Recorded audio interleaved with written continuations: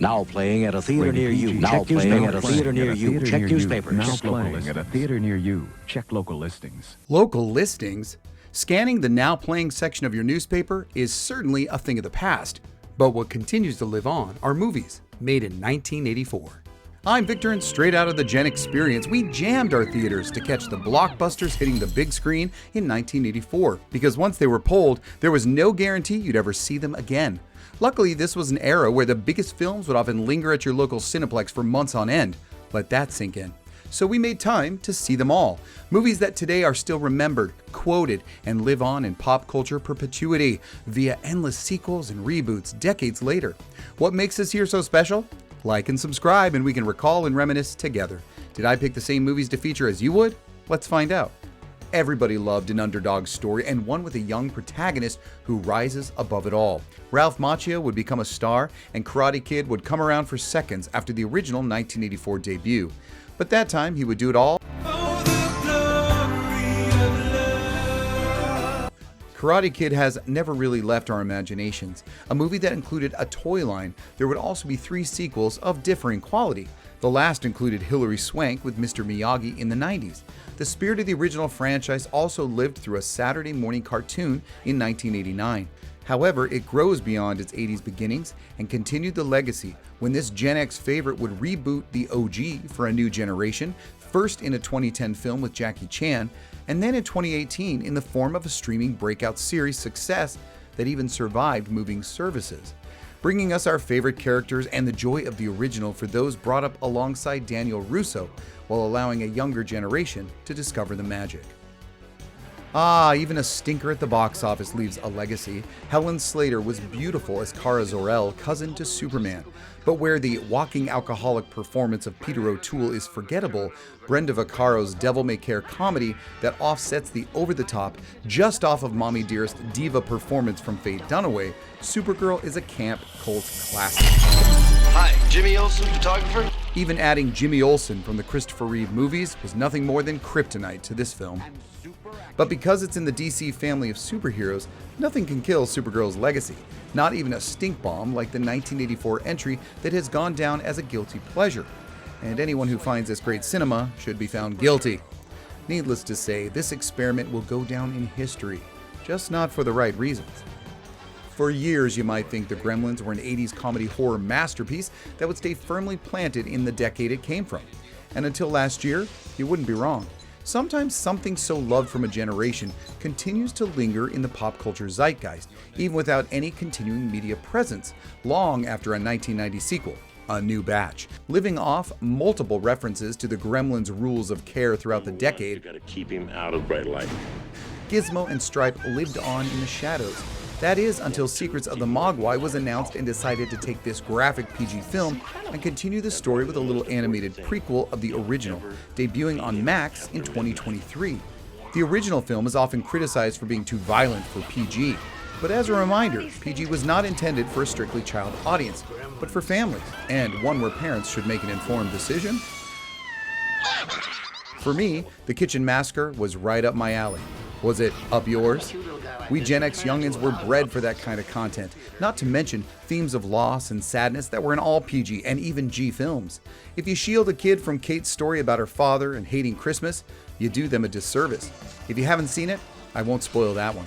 This franchise, rising again, just goes to show you that so many IPs created during the Gen Experience never die.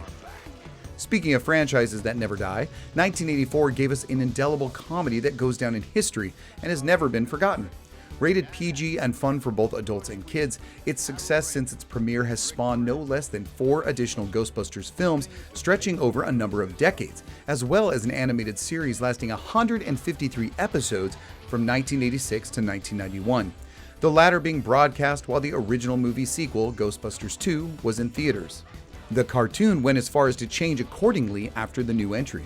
And you can't forget the toy line. Ghostbusters is one of those brands most people thought had an expiration date, especially after a later entry into the franchise. However, the evergreen concept of the initial film draws interest from newer generations. It's easy for today's audiences to forget, though, just which generation made this famous. The generation dreams are made from. Did you see Ghostbusters when it was released? Let us know in the comments so we can all share stories. Just when you thought a certain 2008 Crystal Skull, 19 years after the original trilogy ended, was the final nail in the coffin, the franchise that birthed a live-action TV series as well as countless books and video games would surprise us with a 2023 theatrical outing. It may not have been a great movie, but it certainly wasn't the bomb they'd like you to think it was. And who doesn't love to see a little Sala and Marion cameo with our senior archaeologist, Henry Indiana Jones? I don't think those are spoilers at this point.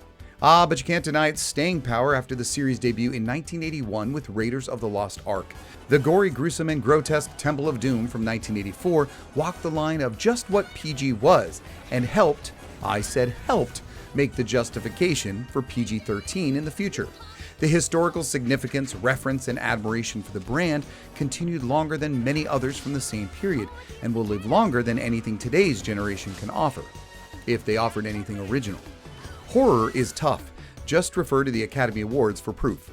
In the 80s, slashers reigned, but Nightmare on Elm Street brought a little more thought, a little more fight into the fray, and created not only a horror icon in Freddy, but a premise that you just can't keep down. There were 8 films when including Freddy vs. Jason, going all the way through 2004. Again, not all of them winners, but some unique and memorable selections and moments to be sure.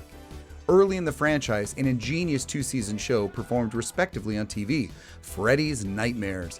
Freddy and even Final Girl Nancy could have been relegated to a success trapped in their own time, but add in a 2010 reboot and the constant media exposure allows Nightmare on Elm Street to persevere as a franchise built from 1984 and holds on longer than many people could have dreamed it would. The Terminator is truly unstoppable. From its 1984 hit that this ad in the newspaper shows going on its 11th week on top, the Terminator started strong and continues to move forward with various entries into the brand.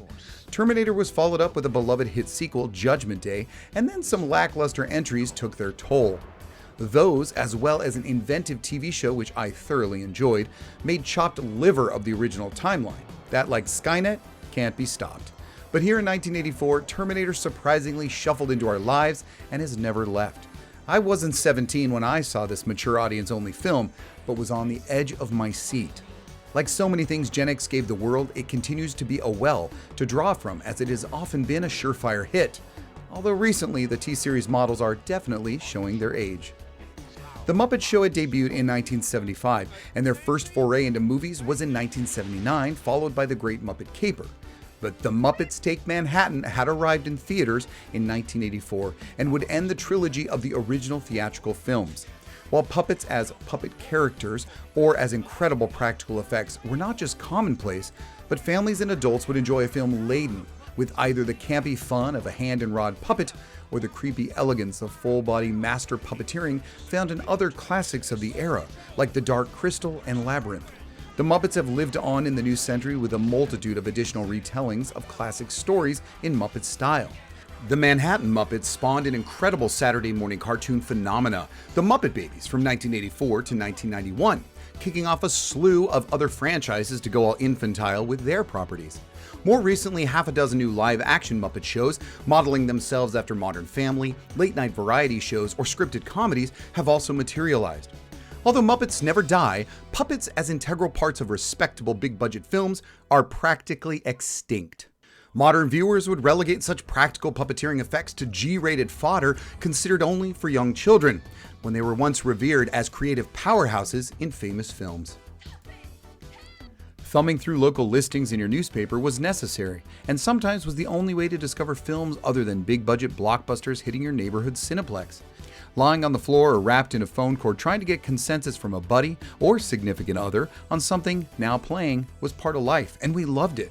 Just like we loved going to the movies, a shared experience I think most of us look back fondly on in crowded theaters where we watched the next big thing we'd be talking about at school for weeks.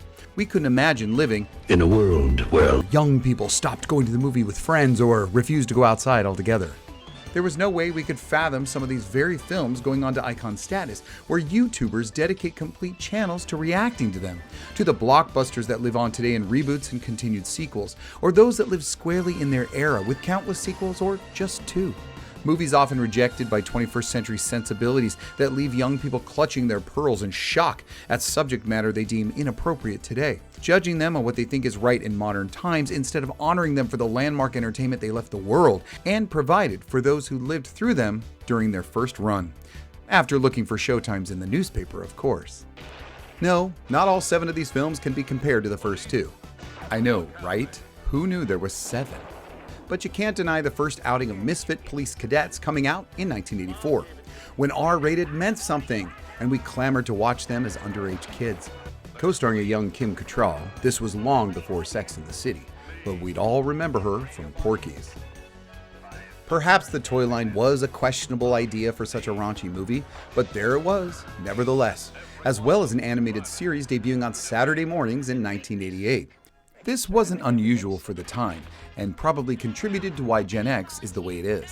Although there was a short-lived 1997 live-action TV show, Police Academy exists mainly as a product of the 80s, and that show is often overlooked.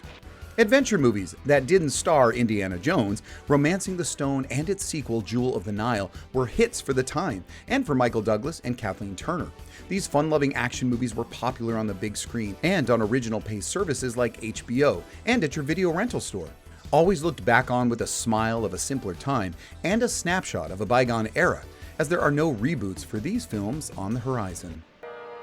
You're coming with me. R-rated films had a home in the Gen experience. People flocked to them. The R rating was not a death sentence, but a badge of honor. You didn't want the whole family going, but you knew there was an audience for it. Whether it was a flash of bush, sexual situations, extreme violence, in which PG-13 was created for, and of course, blue humor, like that of Eddie Murphy. Beverly Hills Cop is an example of a successful franchise for the time. The first film won an Academy Award for Screenplay, which is not common for R-rated movies. The original's triumph spawned an equally successful sequel that perhaps hasn't kept in the public eye. But in 1994, the last of the 4 films in the franchise was released for the aging Xers. While the newer generations may have seen it, it didn't resonate.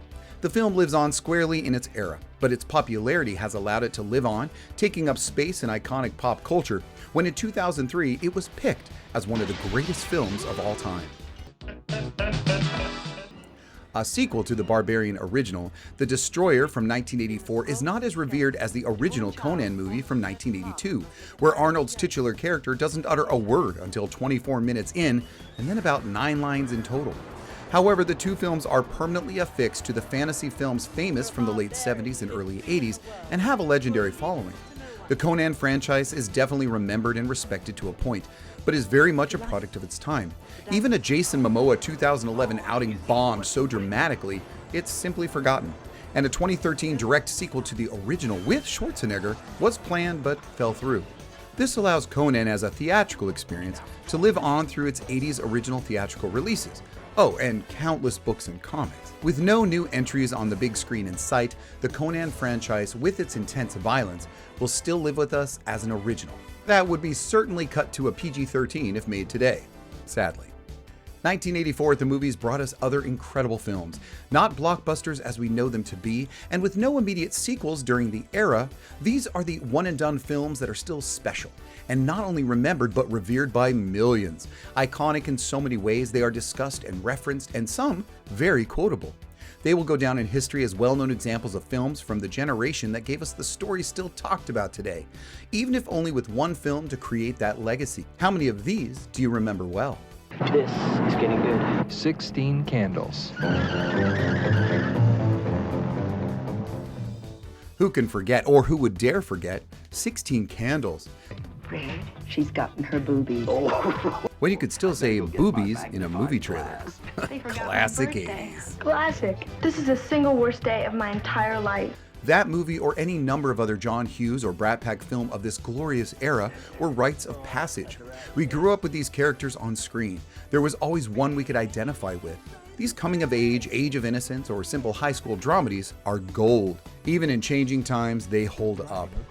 Even in an era where trading panties for floppy disks in a movie is something today's overly sensitive Hollywood wouldn't touch.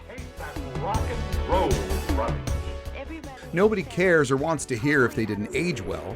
Sam, Jake, Long Duck Dong, and Farmer Ted are our history. 1984 offered Vulcans, parodies, and Yup, even Stallone and Dolly.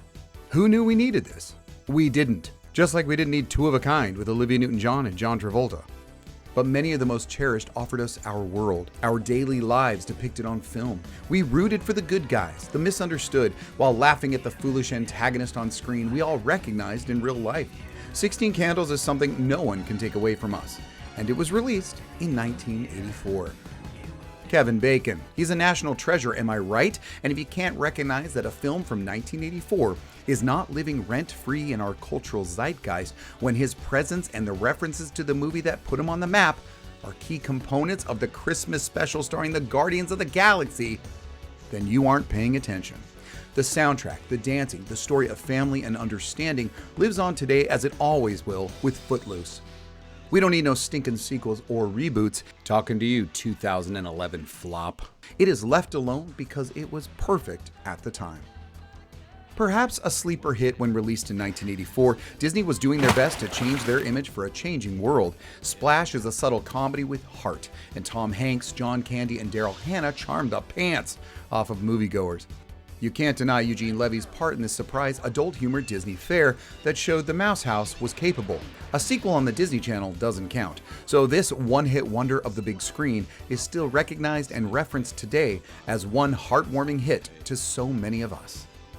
You would never forgive me for not mentioning that 1984 brought the classic family fantasy, The NeverEnding Story, to theaters. This movie, in all its far-out and glorious imagery and storytelling, isn't going anywhere, even if you wanted to.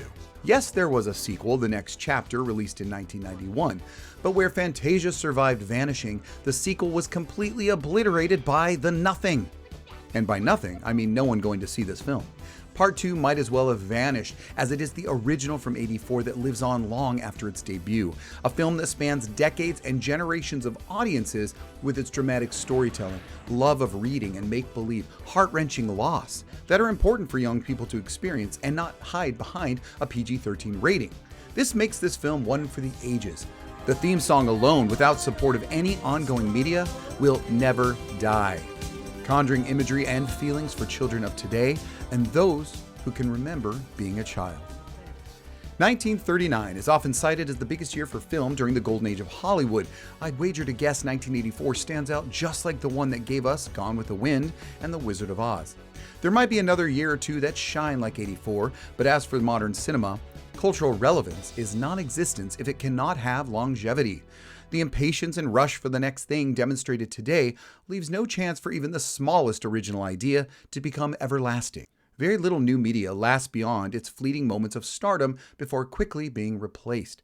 But that was not always the case. For some of us who searched the 1984 movie listings and picked a time to meet friends and experience wonder we never imagined would live as long as some of them have, had no idea they will also live longer than each of us. Sadly, movies like that have gone. Modern film is not designed for the hereafter, just the here and now. Thank you for joining me on this ride through now playing 1984, but this barely scratched the surface of the films that year. We were introduced to Bachelor Party, The Last Starfighter, a baseball drama called The Natural, the epic Red Dawn and ongoing journey of the Enterprise, while laughing at a top-secret parody. Obviously, most films came and went without making a sound, like Blame It on Rio, and many more are downright B-grade schlock. Cannonball Run 2 was a shell of its predecessor for sure. As for those who made it out alive, some made it big. The winners live in our subconscious, continually referenced in today's pop culture, or they have lived on as a franchise that flourishes through the decades. 1984 is no doubt a winner at the box office during the Gen experience. I certainly hope you enjoyed the content and click subscribe and like to show your support.